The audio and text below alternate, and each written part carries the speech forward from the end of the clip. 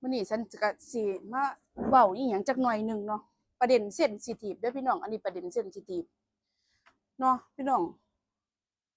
สิเริ่มต้นจังใดดีล่ะเว้าถึงพี่น้องเนาะคันบ่เดือดร้อนบ่เคยส่งข้อความมาหาคันบ่เดือดร้อนบ่อิหยังบ่เคยทักบ่เคยถามอันนี้ข้อยเว้าจากใจอีหลีเด้อพี่น้องเด้อบ่เคยส่งมาถามข้อยแม้แต่คำเดียวว่าสบายดีบ่เป็นจังไดแน่มีแต่ส่งมายืมเงินเนี่ยพี่น้องเว้าง่ายๆเคสอื่นก็คือสิบ่ต่างกับข่อยดอกเคสอื่นก็คือสิบ่ต่างกับชีวิตข่อยดอกพี่น้องข้อยก็คิดว่าประมาณนั้นแหละเนาะเอ้าข่อยสิข่าวความก่อนเด้อพี่น้องเด้อเป็นหยังบางอย่างข่อยถึงเลือกเงียบเลือกตัดกับพี่กับน้องเลือกบ่เว้าบ่ปากนำบางเคสก็ส่งมาแต่ยืมเงินบ่เคยถามสารทุกข์สุขดิบเฮาเอออันใดที่เฮาเคยซอยไปแล้วเฮาเคยซอยเหลือเกื้อกูลไปแล้วบ่เคยมีคำว่าขอบคุณจักคำน้ำใจคำว่าขอบคุณน่ะมันไม่มีเลยถ้ามื้อใดเขาบ่ได้จากเฮานั่นเขามีแต่ด่าเฮาได้พี่น้องเอ้ยข่อยถูกด่ามาหลายแล้วพี่น้องกับพี่กับน้องข่อยเลยเบื่อที่สิซอยเหลือแล้วบางคนซอยจนว่าก็ยังบ่ฮู้จักตั้งโตเจ้าของได้จักเที่ยก็ยังบ่ฮู้จักสิทำมาหากินเจ้าของได้จักเที่ยมื้อใดหยุดซอยล่ะพี่น้องด่าเฮาคักแน่ข่อยก็เลยหยุดเศร้าเฮ็ดกับพี่กับน้องผู้ใดสิตัดข่อยก็บ่ว่าเด้อข่อยบ่ว่าเลยผู้ใดสิตัดข่อยไปโลดผู้ใดบ่อยากนับถือข่อยเป็นญาติตัดไปเลยข่อยบอกเลยว่าเวลาข่อยซอยนี่ถามข่อยเนี้ยสารทุกข์สุขดิบเป็นจังไดบ่มีจักคำอีหลีเด้ไม่มีข่อยสุขข่อยทุกข์บ่ข่อยสุขบ่มึงเป็นจังไดแน่บ่มีไผทักข่อยมาจักคนเวลามื้อนึงมาอยากยืมเงินเฮา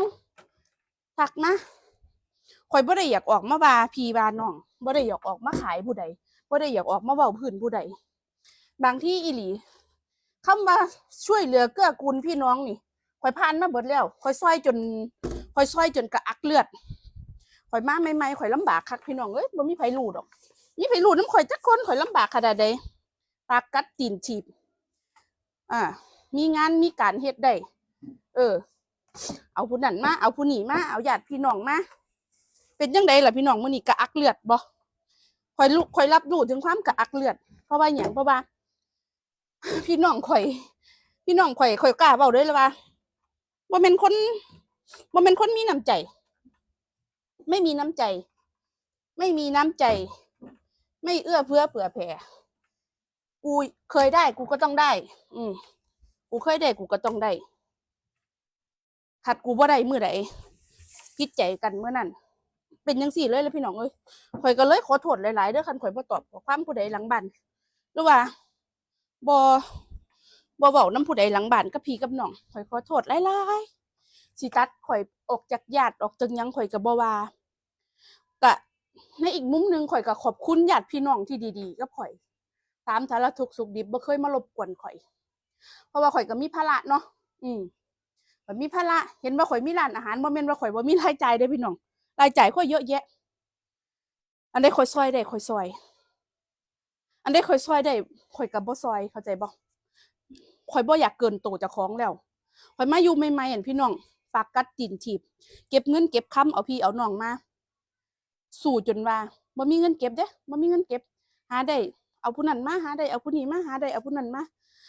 จนรู้สึกว่ามันเมื่อยแล้วมื้อนี้มาทำความเข้าใจกับตัวเองว่าเฮ้ยชีวิตที่ผ่านมากูเฮ็ดเพื่อคนอื่นพอแล้วล่ะกูพอแล้วตอนนี้ก็คือกูโฟกัสพอกูเท่านั้นนั่นล่ะผู้ใดสิตัดข่อยบ่ว่าผู้ใดดีกับข่อยก็ขอบคุณหลายๆมันเป็นความรู้สึกที่อึดอัดการได้ผัวฝรั่งมันบ่ได้ผัวรวยคือหมู่เป็นมาดามร้อยล้านพันล้านคือเขามันมาปากกัดตีนถีบ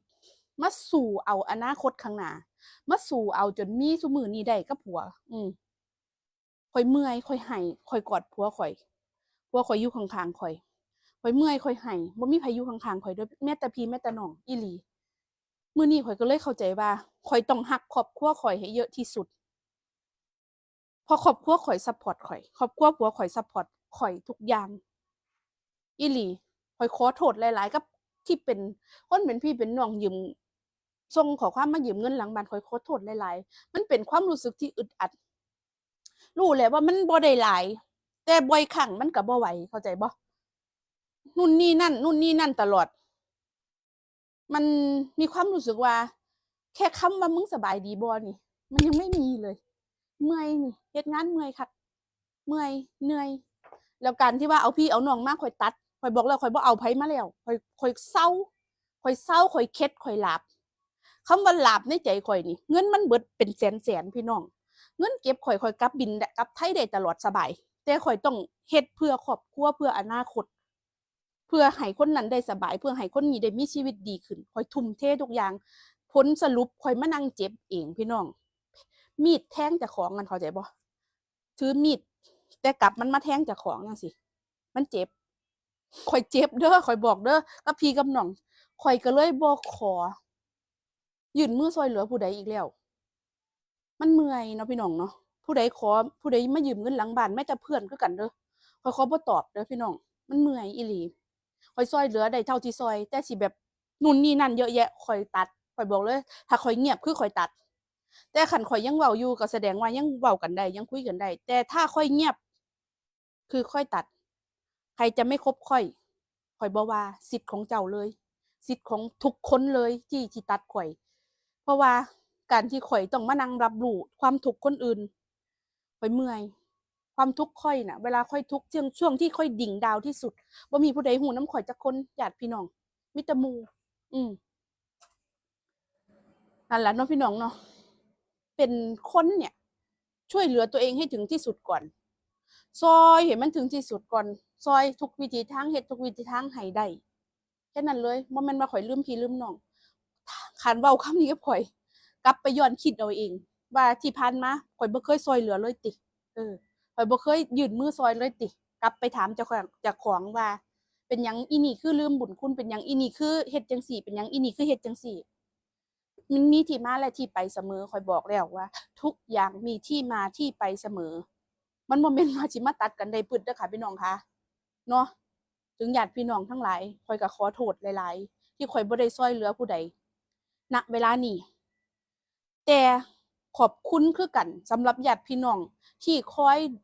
ถามสารทุกข์สุขดิบขอบคุณจริงๆจากใจ